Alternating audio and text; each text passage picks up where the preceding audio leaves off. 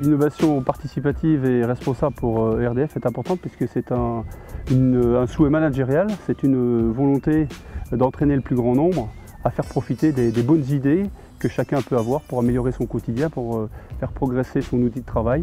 Nous nous appuyons sur un outil qu'on appelle Aladdin, à la recherche des idées nouvelles, où chacun peut renseigner l'idée qu'il a eue en tête, s'aider de son management pour la faire mûrir, y raccrocher un certain nombre de collègues, d'où la notion d'innovateur.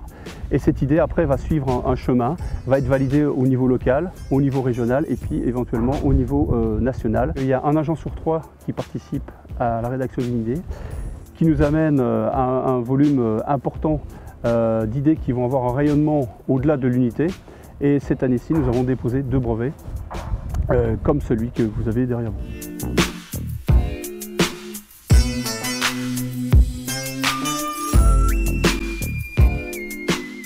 Les dernières années ont été marquées par de fortes tempêtes qui ont occasionné d'importants dégâts matériels sur les réseaux de distribution électrique.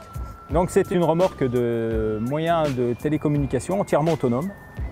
Donc elle est équipée d'une part d'un relais radio qui est entièrement compatible avec le réseau radio de RDF, car il faut préciser que RDF possède son propre réseau radio, mais que malheureusement ce réseau radio est fragilisé lors d'événements météorologiques majeurs. En plus des communications parlées, cette remorque permet également la transmission de données par satellite, car depuis cet ordinateur qui équipe la remorque, je vais pouvoir me connecter à Internet. Et bien sûr, qui dit Internet dit possibilité d'envoyer des mails, de recevoir des mails avec une cellule de crise, une cellule de commandement, etc. Donc ça va permettre par exemple d'envoyer depuis le terrain des photos de la situation, donc des photos des dégâts, etc., que les agents vont pouvoir constater, pour demander tel et tel matériel en vue de réparer le réseau, etc. Oui, agence de conduite d'Omécourt, est-ce que vous me recevez à vous parler? Un agent à lui seul met environ une demi-heure pour la mettre en œuvre. Donc vous avez vu la montée de l'antenne à une hauteur de 7 mètres, qui nous permet d'obtenir un rayon de couverture de 10 km. Je tiens également à dire que s'il survenait un accident, quel qu'il soit sur le terrain, on va pouvoir, grâce à ce dispositif, appeler des secours.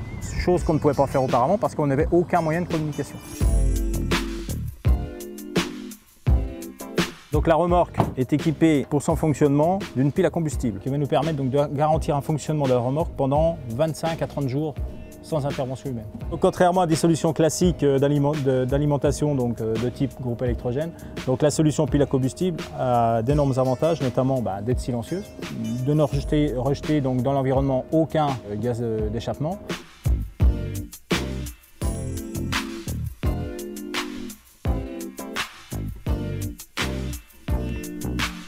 L'innovation participative est aussi importante puisque, en tant que levier managérial, ça permet aussi de reconnaître l'agent dans son quotidien, de réaliser par exemple des opérations de mise en valeur avec ses collègues où il vient présenter son innovation devant tout le monde, il reçoit une récompense et derrière ça crée aussi une dynamique qui donne envie à tous d'y participer.